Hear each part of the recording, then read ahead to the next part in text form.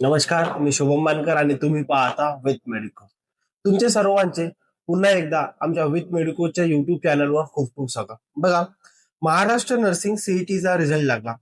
आता भरपूर लोकांचा रिझल्ट अपेक्षेपेक्षा थोडा कमी लागला. मग आता अपेक्षेपेक्षा थोडा कमी लागला तर त्यांचं म्हणणं आलं, सर मला गव्हर्नमेंट कॉलेजमध्ये बीएससी करायचं होतं परंतु रिझल्ट लागला नाही. मग त्यानंतर आपण मुंबई महानगरपालिकेचा एक व्हिडिओ टाकला. त्यात आपण सांगितलं की बा जीएनएम चे कोर्स आहे, तिथं 350 जागा व्हॅकंट आहेत आणि इथं तुम्ही अप्लाय करू शकता.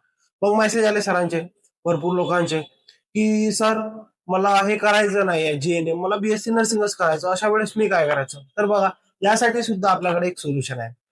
बघा, जर तुमचं खरंच बेसिक बीएससी नर्सिंग करण्याची इच्छा आहे आणि ते पण रेप्युटेड इन्स्टिट्यूट मधून, तर तुमच्यासाठी एक सुवर्ण संधी आहे. पीजीआय एमईआर चंदीगड मध्ये बेसिक बीएससी नर्सिंग सोबतच पोस्ट बेसिक बीएससी नर्सिंग साठी सीट अवेलेबल आहेत. बघा, यासाठी तुम्ही अप्लाय करू शकता 1 जून 2026 ते 30 जून 2026. आता बघा, 15 दिवसाचा कालावधी निघून गेलेला आहे. तुमच्याकडे जवळजवळ 10-15 दिवसच राहिले आहेत, तर लगेच जेवढ्या लवकर होईल तितक्या लवकर अप्लाय करू शकता.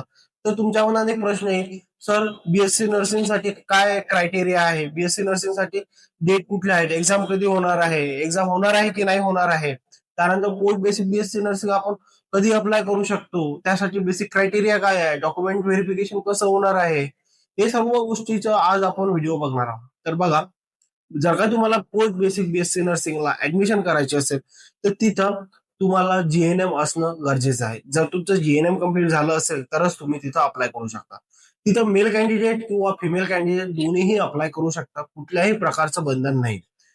आणि तिथं किती सीट आहेत? तर बघा, पोस्ट बेसिक बीएससी नर्सिंग साठी तिथं 62 सीट आहेत. त्यामध्ये ओपन मध्ये 22, एससी साठी 7, एसटी साठी 4, ओबीसी साठी 14 आणि पीजीआय स्टाफ आहे जे तिथं वर्किंग करत आहेत त्यांच्यासाठी त्यांनी 5% ज्या सीट आहेत, हॉरिझॉन्टल कोटा तो राखीव ठेवलेला आहे. त्यानंतर बेसिक बीएससी नर्सिंग हे काय 4 वर्षाचा कोर्स आहे.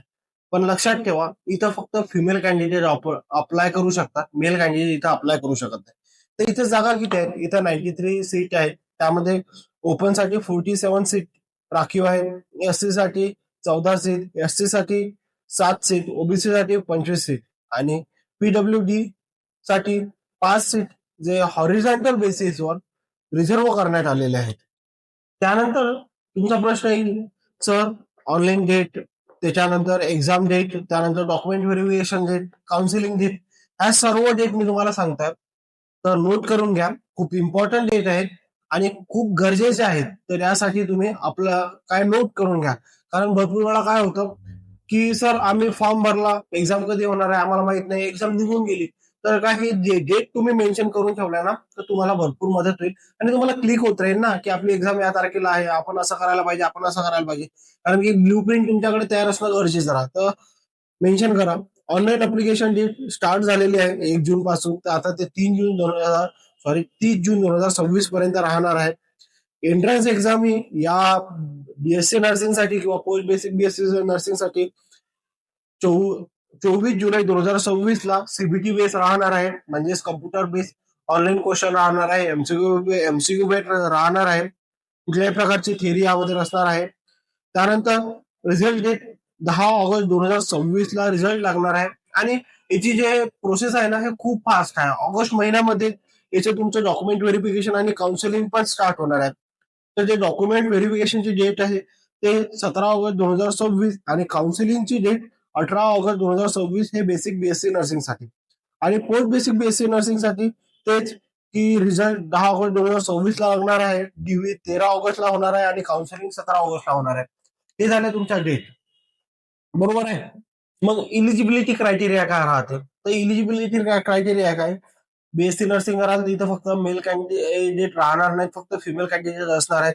आणि जर का पोस्ट बीएससी नर्सिंग कराल तर इथं मेल आणि फिमेल दोन्ही कॅन्डिडेट अप्लाय करू शकतात. त्यानंतर बीएससी नर्सिंग साठी तुमचं 12th सायन्स होणं गरजेचं आहे. त्यामध्ये तुमचे 3 सब्जेक्ट असायला पाहिजेत, पीसीबी म्हणजेच काय, फिजिक्स, केमिस्ट्री आणि बायो. आणि सोबतच इंग्लिश सुद्धा असणं तेवढंच अनिवार्य आहे. मिनिमम क्रायटेरिया काय आहे याचा, की 12th मध्ये तुम्हाला 50% असणं गरजेचं आहे. हे कशासाठी झालं, ओपन साठी आणि ओबीसी साठी. आता पाहिलं आपण एससी साठी आणि एसटी साठी, तर याच्यामध्ये कसं आपल्या कास्ट रिझर्वेशन नुसार थोडंफार फ्लक्च्युएशन होणार आहे, की तुम्हाला इथं यामध्ये सूट भेटणार आहे. तर त्यानंतर तुमची एज लिमिट काय पाहिजे, तर 25 जुलै 2026 ला तुमची एज 17 वर्ष कंप्लीट पाहिजे आणि 25 वर्षापेक्षा कमी असेल तरच तुम्ही इथं अप्लाय करू शकता. ठीक आहे. आणि पोस्ट बेसिक बीएससी नर्सिंग साठी तेच, की तुमचं 25 जुलै 2026 ला वय तुमचं 45 वर्षापेक्षा कमी असायला पाहिजे. आणि सर, मी इन सर्व्हिस आहे, मी पीजीआय स्टाफ आहे, तर मी काय करायला पाहिजे, तुमचं इथं 50 वर्षापेक्षा वय कमी असणं गरजेचं आहे. हे झालं.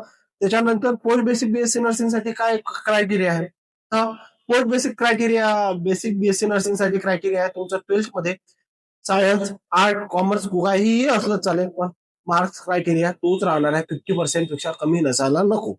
त्यानंतर तुमचं मी सांगितल्याप्रमाणे जीएनएम कम्प्लीट असणं गरजेचं आहे. त्याचबरोबर महाराष्ट्र नर्सिंग काउन्सिलचं रजिस्ट्रेशन, त्यामध्ये registered nurse and registered midwifery म्हणून तुमचं एक रजिस्ट्रेशन राहते, ते रजिस्ट्रेशन असणं तेवढंच अनिवार्य आहे. तर तुमचा प्रश्न येईल, सर डॉक्युमेंट्स काय पाहिजे, डॉक्युमेंट्स खूप जास्त नाही पाहिजेत. त्यामध्ये सिंपल डॉक्युमेंट पाहिजेत. कास्ट सर्टिफिकेट पाहिजे, कास्ट व्हॅलिडिटी पाहिजे, त्यानंतर नॉन क्रिमिनल तुमच्याकडे असणं अनिवार्य आहे. अपंग असाल तर अपंगाचं सर्टिफिकेट असायला पाहिजे. आधार कार्ड, आधार कार्ड हे पण जे तुम्ही हे ओरिजिनल डॉक्युमेंट्स घ्याल त्याच्या तुमच्याकडे डॉक्युमेंट व्हेरिफिकेशनच्या वेळेस तुमची 2 प्रत असणं गरजेचं आहे. ते सेल्फ अटेस्टेड असणं गरजेचं आहे. 3 फोटो असायला पाहिजेत त्यामध्ये. त्यानंतर 10वीची मार्कशीट, 12वीची मार्कशीट आणि काय म्हणतात रहिवासा दाखला, हे सर्व जर का तुमचे डॉक्युमेंट असेल तर तुम्ही यासाठी, आणि तेच की एक फिटनेस पाहिजे तुम्हाला. फिटनेस हे एक एमबीबीएस डॉक्टरचं असायला पाहिजे. हे झालं बेसिक बीएससी नर्सिंग साठी. आणि जीएनएम साठी काय पाहिजे, तेच तुमच्याकडे जीएनएम कम्प्लिशन कोर्सचं एक सर्टिफिकेट असते ते पाहिजे. त्याच्यानंतर रजिस्ट्रेशन पाहिजे तुमचं, रजिस्टर्ड नर्स आणि रजिस्टर्ड मिडवाईफरी म्हणून एक रजिस्ट्रेशन राहते, ते रजिस्ट्रेशन पाहिजे. त्यानंतर तुमचे जीएनएमच्या पासिंग क्रायटेरिया, पासिंग मार्कशीट असायला हवे. त्यानंतर एनओसी लागते, एनओसी असणं तेवढंच गरजेचं आहे. जर हे तुम्हाला तुमच्याकडे असेल तर तुम्ही या कोर्ससाठी अप्लाय करू शकता. जर तुम्हाला ही माहिती आवडली असेल तर आम्हाला लाईक, शेअर, सबस्क्राईब करा आणि अशाच नवीन नवीन अपडेटसाठी मोटिवेट करण्यासाठी आम्हाला सबस्क्राईब करा, शेअर करा. धन्यवाद.